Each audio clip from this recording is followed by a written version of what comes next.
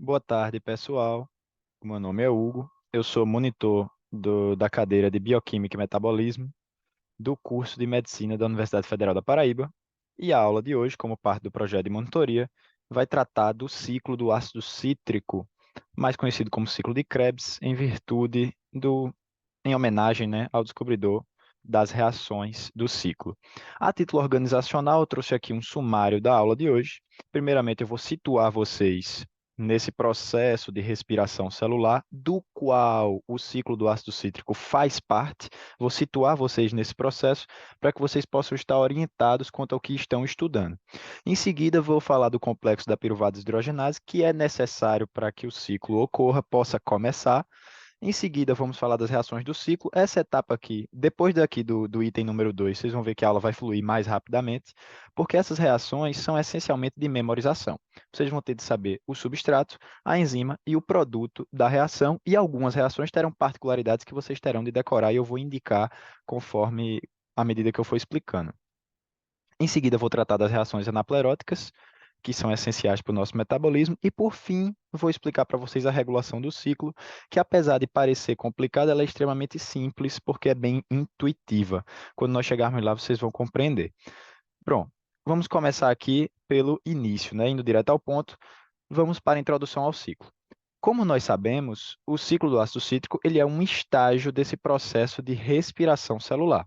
No primeiro estágio desse processo, a gente vai ter moléculas combustíveis, ó, aqui, por exemplo, ácidos graxos, aminoácidos, glicose, sendo oxidadas a acetilcoenzima A, para que, uma vez na forma de acetilcoenzima A, elas possam entrar no ciclo do ácido cítrico, vão formar carreadores de elétrons. Essas reações do ciclo do ácido cítrico vão ter a sua energia transformada na forma de carreadores de elétrons, e esses carreadores de elétrons vão seguir para a cadeia respiratória, na qual o oxigênio vai ser o aceptor final de elétrons, e esse processo de doação de elétrons e de bombeamento de prótons, que vocês vão aprender detalhadamente lá na parte de cadeia transportadora, vão gerar um processo de fosforilação oxidativa, que vai gerar essa molécula aqui, que é o ATP, que é o nosso combustível, né, das nossas reações.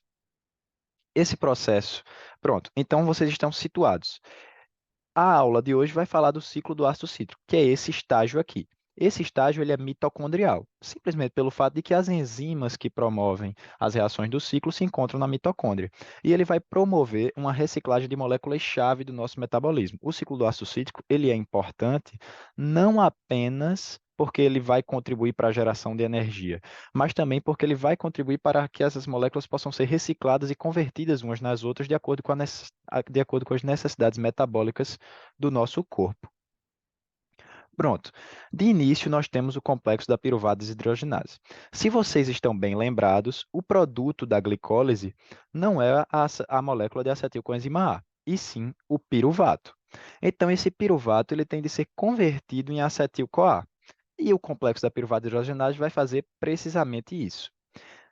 Esse acetil-CoA pode ser produzido a partir de ácidos graxos, aminoácidos e, sobretudo, glicose. Trouxe aqui alguns exemplos ó, de aminoácidos e o ponto em que esses aminoácidos entram no ciclo. Vocês não precisam decorar isso, mas é apenas para que vocês saibam que tanto, não apenas a glicose, não apenas os ácidos graxos, mas também as nossas proteínas, os nossos aminoácidos, podem ser precursores energéticos de compostos-chave do nosso metabolismo energético, tá bom? Pronto, está aqui a reação do complexo da piruvato desidrogenase. Aqui nós temos a molécula de piruvato, aqui nós temos a molécula de acetil coenzima A. Nós podemos ver de cara que isso aqui é um processo de oxidação, né? Vemos aqui o NAD+ entrando oxidado e saindo reduzido. Se o NAD+ reduziu, significa que o piruvato foi oxidado a acetil-CoA. E nós vemos também que é uma descarboxilação. Temos um grupo aqui, um grupo de CO2 saindo, sendo, portanto, uma descarboxilação oxidativa irreversível. A gente vê aqui a reação é altamente exergônica, tá bom? Nós vamos ver detalhadamente as enzimas que fazem parte desse complexo e as funções de cada uma dessas coenzimas que estão mostradas aqui. Primeiramente, vamos falar, dar nome às enzimas. A E1, temos a título instrutivo, digamos assim, didático, as enzimas foram organizadas em números, E1, E2 e E3. A E1 carrega o nome do complexo. É a piruvada desidrogenase, temos a dihidrolipoil transacetilase e a dihidrolipoil desidrogenase. Essas enzimas são conjuntas e elas atuarem conjuntamente possuem uma função muito importante. Na verdade, três funções muito importantes. Primeiramente, isso vai garantir que o produto de uma vai passar para a próxima sem haver difusão ou dispersão de substâncias para outras vias. Em segundo lugar, o processo vai ser acelerado. Em terceiro, a gente vai ter uma melhor coordenação das catálises, uma vez que as enzimas vão estar mecanicamente acopladas uma à outra. Vamos agora para as coenzimas que atuam no complexo da piruvada desidrogenase. Nós temos o pirofosfato de tiamina, que é proveniente da tiamina, vitamina B1. Temos o dinucleotídeo de flavina adenina, que é o FAD, oriundo da riboflavina, que é a vitamina B2. Temos o dinucleotídeo da nicotinamida adenina, que é o NAD, proveniente da niacina, que é a vitamina B3. Além disso, temos a coenzima A, proveniente do pantenoato, vitamina B5, e nós temos o lipoato. Tanto o lipoato como a coenzima A vão agir como grupos tiol transportadores de acilas.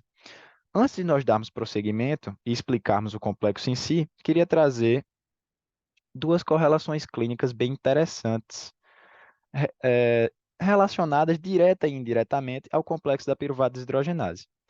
A primeira delas é o beriberi. O que é que acontece? Quando a pessoa tem mutações nos genes das subunidades do complexo da piruvada desidrogenase ou uma deficiência de tiamina na dieta, né? O beriberi ele é causado pela deficiência de tiamina na dieta, o corpo vai ser incapaz, não vai ter pirofosfato de tiamina, concordam comigo, e, consequentemente, o corpo vai ser incapaz de realizar a reação do complexo da piruvada hidrogenase, que é essencial para o nosso metabolismo.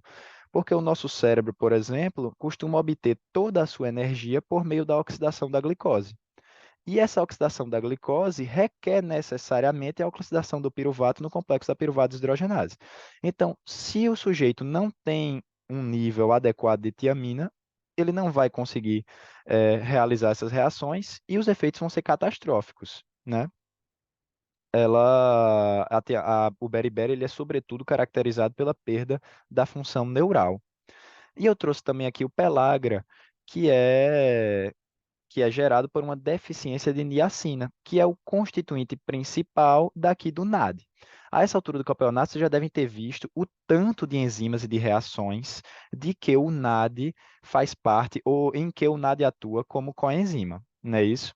E então, a falta dele vai ser catastrófica para o nosso corpo também. E, a título de curiosidade, a niacina, que constitui o NAD, ela é sintetizada a partir do triptofano. E os humanos geralmente são incapazes de sintetizar quantidade suficiente de niacina, em especial quando a pessoa tem uma dieta pobre em triptofano. E aí isso vai gerar uma deficiência em várias desidrogenases dependentes do NAD. E aí isso vai acabar gerando uma patologia chamada pellagra, que vem do italiano pele áspera, né? E ela é caracterizada por 3 Ds: dermatite, diarreia e demência, geralmente seguidos de morte, a não ser que a pessoa comece a ingerir quantidades adequadas de niacina. Agora vamos ao complexo da piruvato desidrogenase. Vamos lá. Vamos destrinchar o que acontece em cada uma dessas etapas aqui. Nós temos 3 enzimas, mas didaticamente o Leninger, que foi de onde eu tirei essa imagem, dividiu o complexo da PDH em 5 etapas. O que é que vai acontecer em cada uma delas? Inicialmente, a gente vai ter o carbono 1 do piruvato sendo liberado na forma de CO2, e o carbono 2 vai ser unido ao pirofosfato de tiamina como um grupo hidroxietil. Essa reação número 1 tem uma particularidade. Ela é a reação mais lenta e vai limitar a velocidade da reação global, tá bom?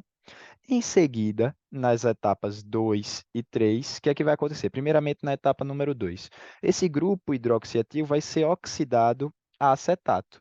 E os 2 elétrons removidos vão reduzir essa ligação SS aqui, a lipoilisina oxidada. Lembrando, quando tiver nessa forma, SS vai indicar o estado oxidado. Quando tiver assim, ó, SH, vai indicar o estado reduzido. Então vamos lá, voltando para não perder o raciocínio. Esses 2 elétrons removidos vão reduzir a lipoilisina oxidada do grupo lipoil ligado à lisina, formando grupos tiol reduzidos. Isso vai gerar também um grupo acetil que vai ser transesterificado aqui na etapa número 3 para formar acetil coenzima A. Tranquilo? Pronto, já está formado aqui o produto do complexo da piruvada desidrogenase. Ah, algo, mas ainda tem uma terceira enzima, ainda tem mais duas etapas aqui. Realmente, ainda tem. Mas essas duas últimas etapas, catalisadas pela dihidrolipoíl desidrogenase, vão ser regeneradoras do complexo. Tá certo? Elas vão ter a função de permitir que isso aqui possa ocorrer infinitamente a partir da entrada de piruvato. Mas o produto já está formado aqui já. O que é que vai acontecer aqui nessa etapa 4 e 5? A lipoiolizina saiu reduzida dessa etapa aqui, conforme nós vimos, né? Ela precisa voltar à forma oxidada para que isso aqui possa funcionar de forma cíclica. Concordam comigo? Para a lipoiolizina oxidar, o FAD vai ter que reduzir. E é exatamente o que acontece aqui. O FAD ele é reduzido a FADH2, e esse FADH2 precisa ser de novo, ficar novamente na forma oxidada para que isso aqui possa ocorrer de forma cíclica, ou não é? Para isso, a gente tem também a participação do NAD. O NAD vai estar passando por aqui na forma oxidada, vai ser reduzido, e o FADH2 que estava reduzido vai continuar aqui no complexo na forma oxidada. Tranquilo? E esse NAD aqui, a gente vai falar dele depois no final, quando formos falar do saldo de carreadores de elétrons reduzidos, porque ele vai para a cadeia transportadora de elétrons, tá bom?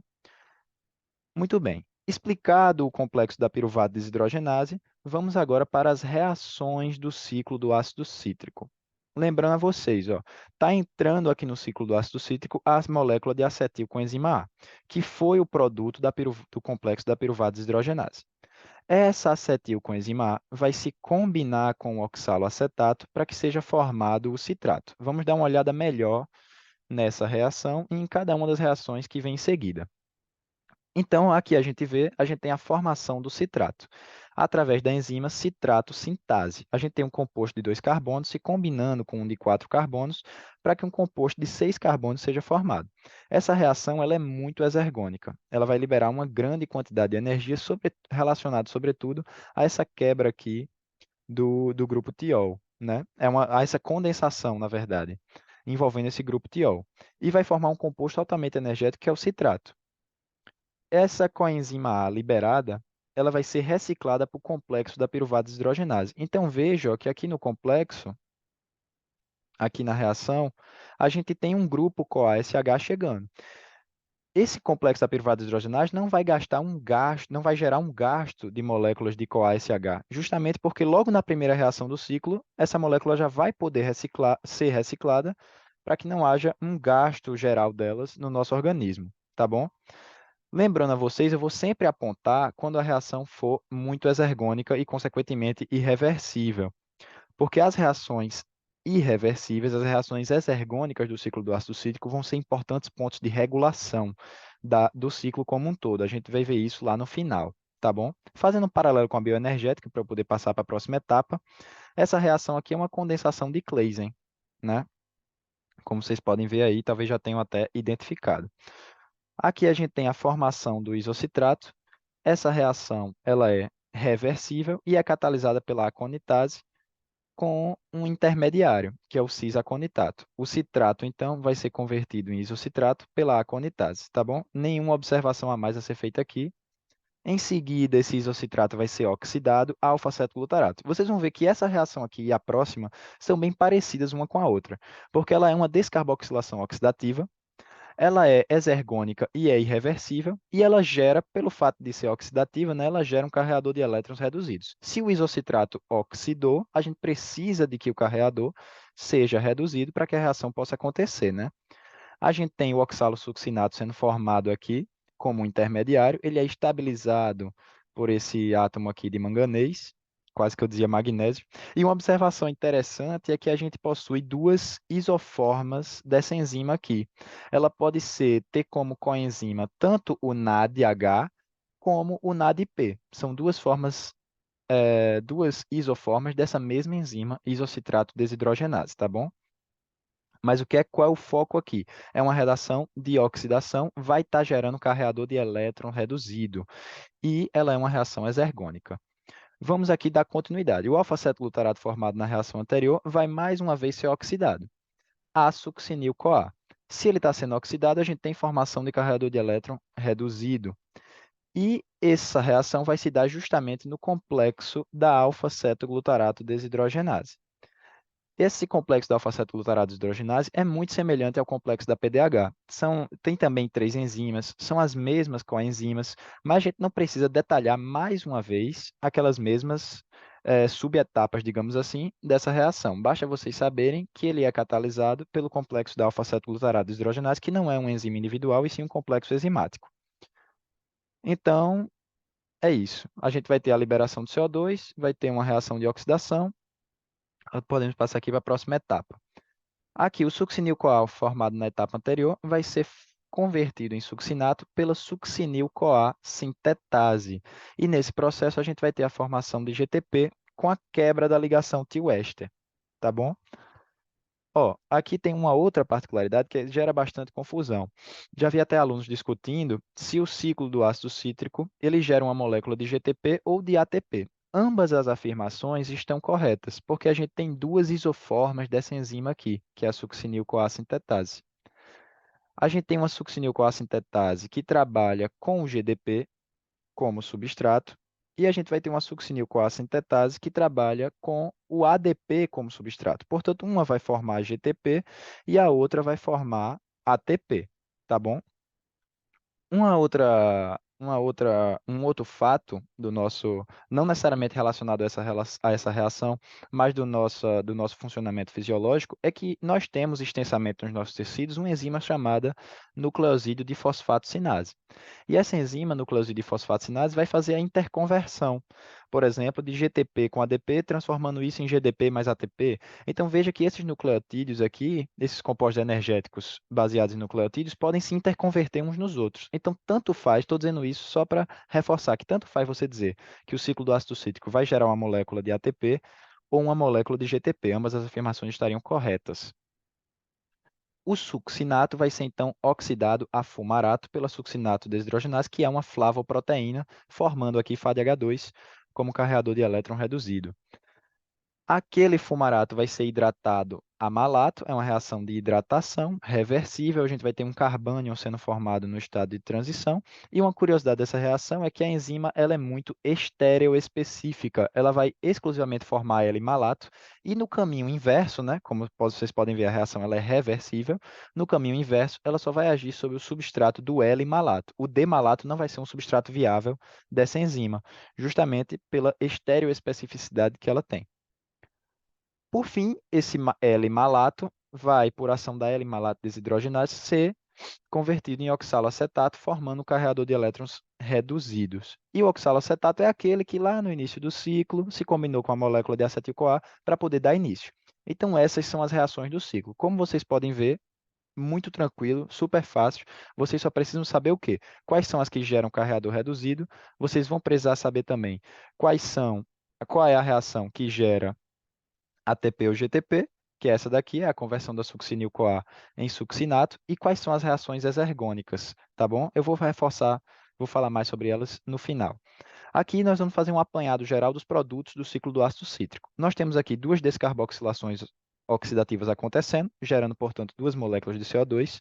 Vamos ter também um produto de um GTP ou um ATP, isso para cada molécula de acetilcoenzima A, tá, pessoal? Esses números aqui são baseados em uma única molécula de acetilcoenzima A. O que é muito comum? É os livros trazerem isso aqui tudo em dobro.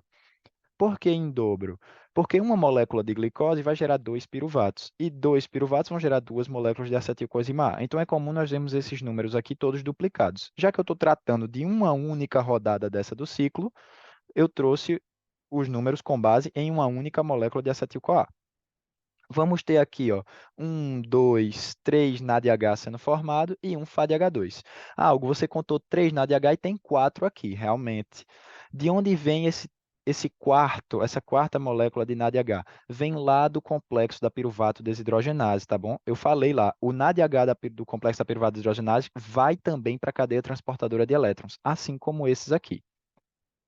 Aí vamos lá, ó. Algumas dicas na verdade, uma dica de memorização das reações. As pessoas fazem muito drama às vezes, para quando estão estudando o ciclo de Krebs. O que é que acontece? As enzimas, tirando a primeira aqui, que é a citrato sintase e a segunda, que é a aconitase, as enzimas vão ser sempre baseadas, o nome dela vai ser sempre baseado no nome do substrato. Então, essa aqui, ó, o substrato dela é quem? O isocitrato. Como é o nome dela? É a isocitrato desidrogenase. O substrato dessa enzima aqui, quem é? É o alfa-cetoglutarato. Como é o nome dela? Alfa-cetoglutarato desidrogenase. Essa daqui, quem é o substrato? Succinil-CoA. Como é o nome dela? Succinil-CoA sintetase. Então, veja que isso ajuda a decorar, ó. Por exemplo, de fumarato para malato. Quem é o substrato? Fumarato. Como é o nome da enzima? Fumarase.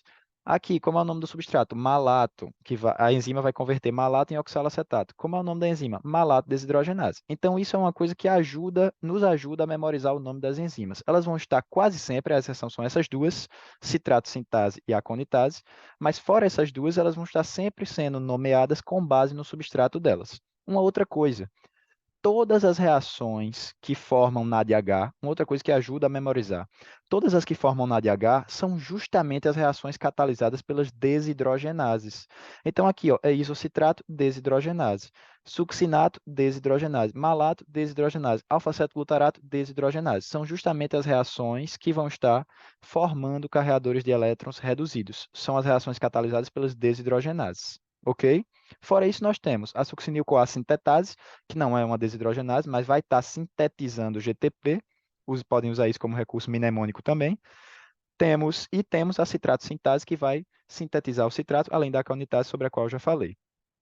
Vamos agora para as reações anapleróticas, que são reações-chave do nosso metabolismo corporal, uma vez que elas vão estar intercambiando, transformando compostos essenciais para o nosso metabolismo entre si, de acordo com as necessidades energéticas do nosso corpo. Tá bom? Eu vou falar sobre alguma dessas reações. Não tem como trazer em uma imagem só todas as reações anapleróticas importantes do corpo, é impossível. Aqui o Leniger trouxe algumas, e eu vou falar sobre algumas delas. Tá bom? Nós temos, por exemplo, aqui a molécula de succinil-CoA, que vai ser precursora de porfirinas e do grupo M. A molécula de succinil-CoA, ela vai se combinar com com um aminoácido, que é a glicina, e através da enzima ALA sintase, que significa ácido aminolevulínico sintase, vai formar o ALA, que é o ácido aminolevulínico, que é o precursor, o primeiro precursor do grupo M e das porfirinas, que vocês vão estudar bem mais detalhadamente lá nesse assunto, nessa parte de porfirinas. Nós temos aqui o alfa-cetoglutarato, que pode sofrer ação de transaminases e de descarboxilases, transformando-se no glutamato. O glutamato, por sua vez, é precursor de um neurotransmissor muito importante, que é o GABA, sobre o qual nós já falamos, né, lá na aula de sistema nervoso central. Ele nem está aqui, porque, como eu disse, não tem como uma imagem só abarcar todas essas reações que se conectam direto ou indiretamente com o ciclo de Krebs. Nós temos o citrato, que vai ser precursor de ácidos graxos e esteróis, e por fim nós temos uma relação bastante importante daqui do ciclo, que é a conversão do piruvato em oxalacetato, tá certo? Catalisada pela enzima piruvato carboxilase. Ela vai ser uma enzima muito importante e ela vai ser ativada, decorem isso, ela vai ser ativada pela molécula de acetilcoenzima A. Por que que ela é ativada pela molécula de acetilcoenzima A? Veja como isso faz sentido. Sempre que a acetil-CoA, que é o combustível do ácido cítrico, estiver presente em excesso, ele vai estimular a reação da piruvato carboxilase para que mais oxalacetato seja produzido, permitindo que ele possa entrar no ciclo. Veja só, para o acetil-CoA entrar no ciclo, ele precisa do oxalacetato. E o oxalacetato ele ocorre em baixas concentrações. A gente não tem muito oxalacetato.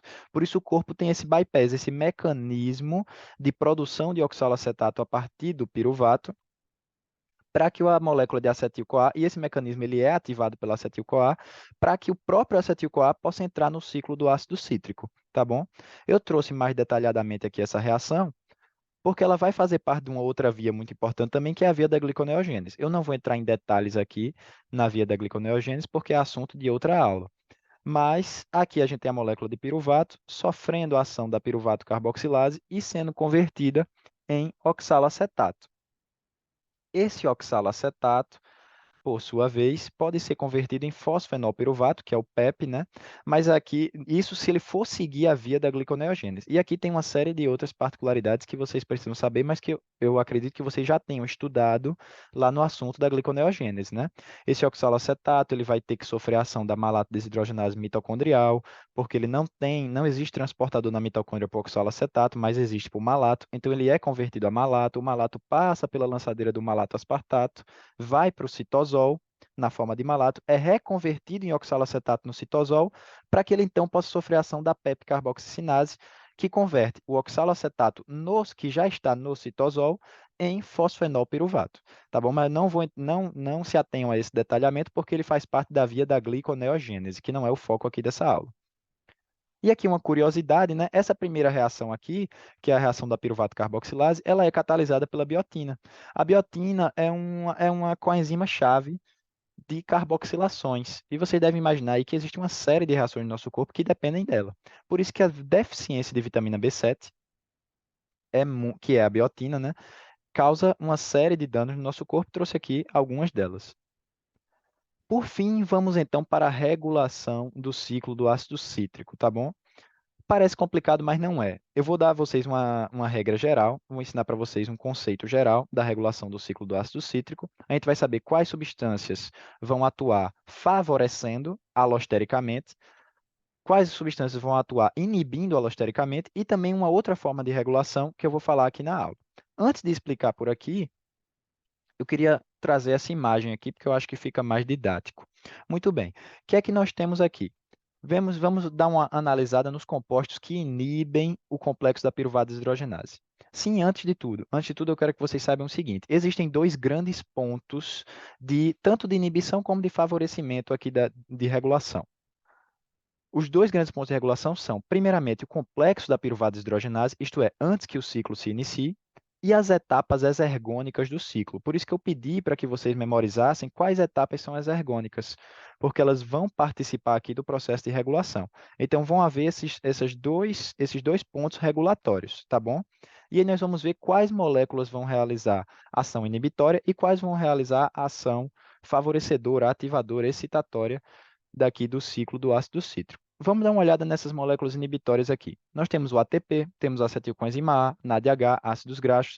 Vocês podem notar que essas moléculas vão inibir alostericamente o complexo da PDH, porque elas vão indicar um estado metabólico com energia suficiente. Se a gente já tem muito NADH, se a gente já tem muito ATP, a gente já tem muito acetilcoenzima A, a gente já está com um estoque muito grande de ácidos graxos, a gente já está num estado metabólico bom. Nós não temos para que gastar essa energia agora.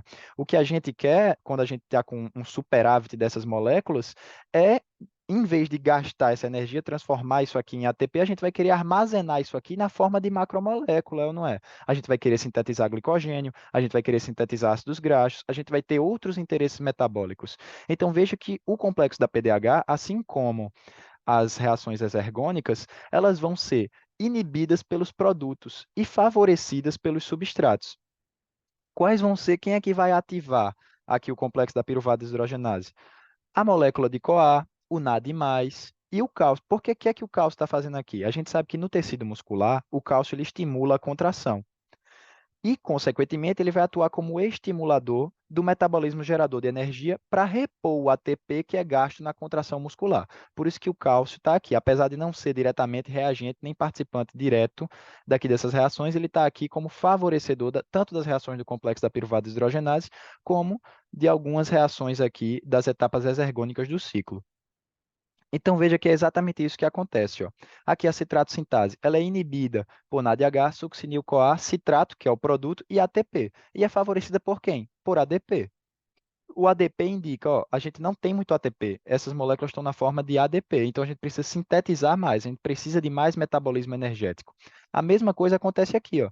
E a molécula de succinil-CoA, que é um integrante do ciclo de Krebs, vai gerar essa inibição alostérica não só na reação da alfa-aceto-glutarato desidrogenase, como também aqui na reação da citrato sintase, tá certo? Então, basicamente, o que é que acontece? O ciclo ele é favorecido, ele é inibido pelos produtos e favorecido por moléculas que indicam que o corpo ainda não está num estado metabólico energético suficiente, o que vai indicar a necessidade de que a via da respiração celular continue, tá certo? Isso vai favorecer o ciclo do ácido cítrico.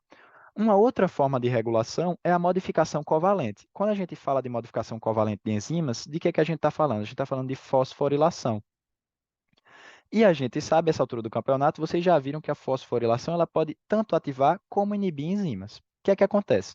Lá no complexo da PDH, a gente tem uma enzima que age sobre ele, age sobre a enzima E1, que é a piruvato desidrogenase, E essa enzima é a piruvada desidrogenase sinase. A PDH sinase, ela é ativada por ATP.